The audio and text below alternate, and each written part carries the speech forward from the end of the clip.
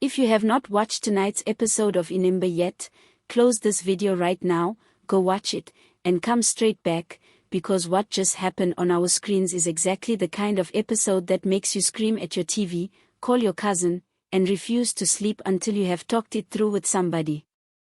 I am not exaggerating when I say this might be one of the strongest episodes of the season, and I am about to break down every single moment, every side eye, every tear, and every decision that had my timeline on fire tonight.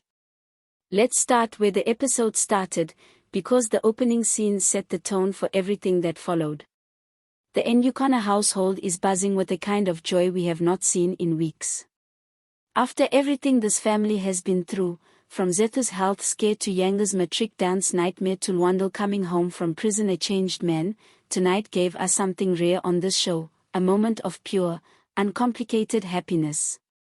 Azander's initiation journey has reached a milestone, and watching the family gather around him, dressed in traditional attire, singing, laughing, and honoring the customs that have carried this family for generations, was honestly one of the most beautifully shot sequences Inimba has given us all year.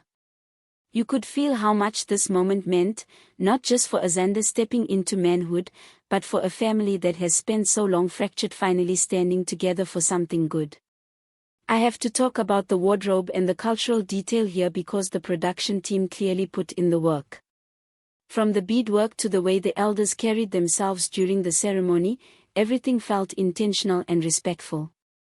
For those of us who are not fluent in every custom being represented, the show still manages to pull you in emotionally even when you are catching up on the meaning behind certain traditions in real time.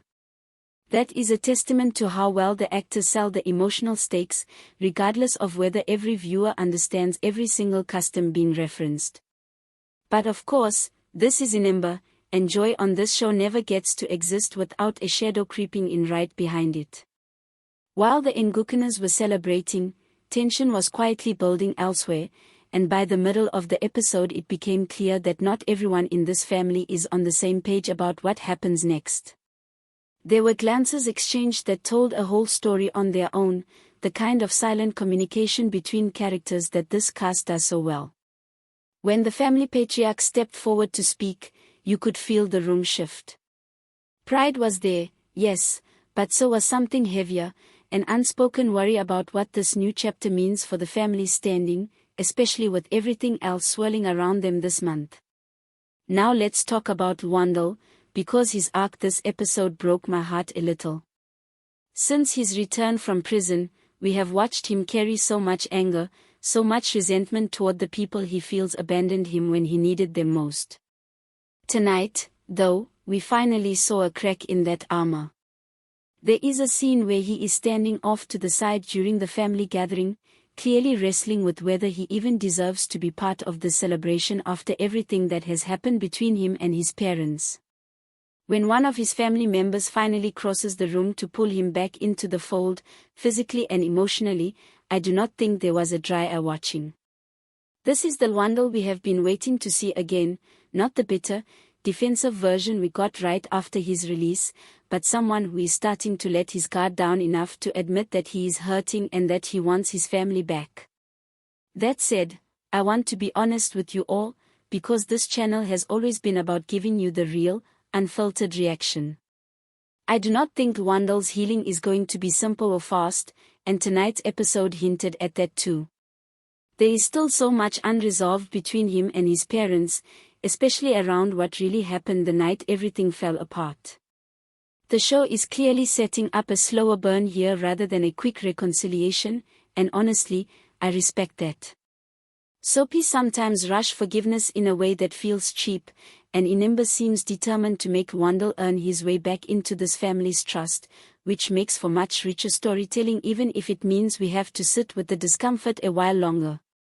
Let's shift over to the business side of things, because Sydney's storyline tonight was a masterclass in dramatic irony.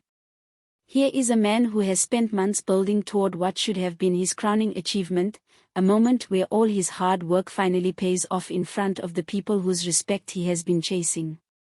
And what happens instead? Everything unravels in the most public, most humiliating way possible. Watching his face in that boardroom scene, watching the realization dawn on him in real time that the moment he has been dreaming about is turning into a disaster in front of witnesses, was uncomfortable to watch in the best way a soapie can be uncomfortable. This is what good writing looks like, building someone up just high enough that the fall actually means something. I also have to give credit to the actor here, because there is a real skill in playing a character who is trying so hard to hold his composure while everything is falling apart around him. You could see him swallowing his panic, trying to keep his voice steady, trying to project confidence he clearly does not feel anymore. It is the kind of performance that reminds you why this cast has been winning over audiences all season. Now, what caused this public relations disaster?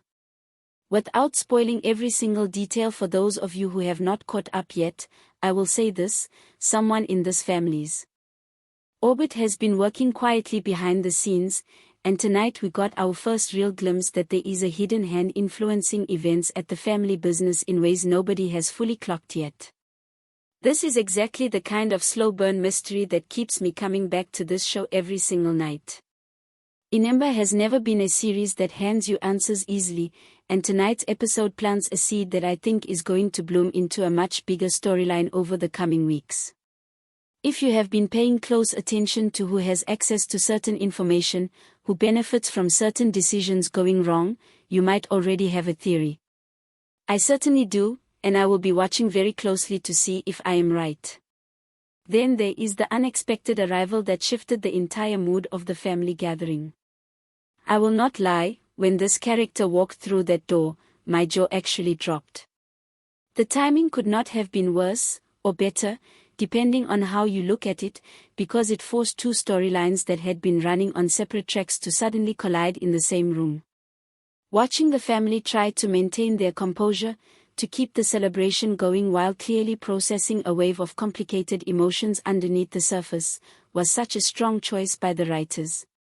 It would have been easy to let this arrival happen off-screen or in a quieter moment, but placing it right in the middle of a joyful family event added a layer of tension that made the whole sequence so much more compelling. Let's talk about Zethu for a moment, because her journey continues to be one of the most emotionally grounded parts of this show. Her pregnancy has already caused so much friction within the Mabandla household, and tonight we got more of that slow, simmering conflict that comes from two families trying to figure out what love, responsibility, and tradition actually look like when they collide. Zolani's feelings for her have never been in question, but the obstacles standing between them, family expectations, old wounds, and the practical realities of building a life together, are very real, and the show does not pretend otherwise. There was a quiet, tender scene between the two of them tonight that felt like a small breath of calm in an otherwise chaotic episode, and I appreciated that pacing choice. Not every moment needs to be a bombshell. Sometimes the best writing gives you a scene where two people just sit together and are honest about how scared they are, and tonight's episode understood that. I also want to touch on the broader family conversation happening around Zethu and Zolani's future, because there are whispers now of what a more formal commitment between their families might look like down the line. Watching the older generation navigate what tradition demands versus what the younger generation actually wants for their own lives is one of the most relatable threads on this entire show, no matter what culture you come from. It is universal, the tension between honoring where you come from and choosing your own path forward, and Inimba keeps finding fresh ways to explore that theme without it ever feeling repetitive. Now let's get into the matric dance fallout, because that storyline is still very much alive and simmering under the surface of tonight's episode. Yanga has been trying to reclaim her voice after everything that happened, and there is a moment tonight where she stands up for herself in a way we have not quite seen from her before. It was subtle, just a few lines of dialogue, but the confidence behind them told you everything about how far this character has come since the scandal first broke. I know a lot of you in the comments have been split on Yanga this season, some of you sympathetic to everything she has endured, others frustrated with decisions she has made along the way, but I think tonight's episode is clearly trying to reposition her as someone taking her power back rather than someone defined by what happened to her. That is an important distinction, and I am here for it. There is also the ongoing question of accountability connected to that whole storyline, and without giving too much away, tonight nudges us a little closer to a resolution. Watching one character wrestle with loyalty to someone they love while also confronting the possibility that person may not be as innocent as they claimed is exactly the kind of moral complexity that keeps this show from feeling predictable. Nobody on Inimba gets to be purely a hero or purely a villain for very long, and that messiness is what makes the drama land so hard. Something else worth mentioning, the way this episode handled its quieter domestic scenes deserves recognition too. There is a moment involving childcare responsibilities within the extended family that could have easily felt like filler, but instead it added real texture to the world these characters live in. Watching one of the older women in the family step in to help care for a baby while the younger parents navigate their own emotional chaos reminded me how much this show understands the rhythms of real family life, the way support systems quietly hold everything together even when the adults involved are falling apart individually. Small details like that are why Inimba continues to feel more grounded than a lot of other soapies on our screens right now. Let's talk pacing for a second, because I know some of you always ask me whether an episode felt rushed or dragged out. Tonight, honestly, the pacing was close to perfect. The celebration scenes gave us room to breathe and enjoy a rare happy moment. The business storyline escalated at exactly the right speed to keep tension high without feeling exhausting, and the emotional beats between Wandel and his family, and between Zethu and Zolani, were given enough space to actually land instead of being rushed through to get to the next plot point. This is the kind of balance that separates a good soapy episode from a great one, and tonight I am comfortable calling this a great one. I do want to flag one small criticism, because I try to always give you my honest take and not just gush over every episode. There were a couple of side characters tonight who felt slightly underused given how much the show has invested in them earlier this season.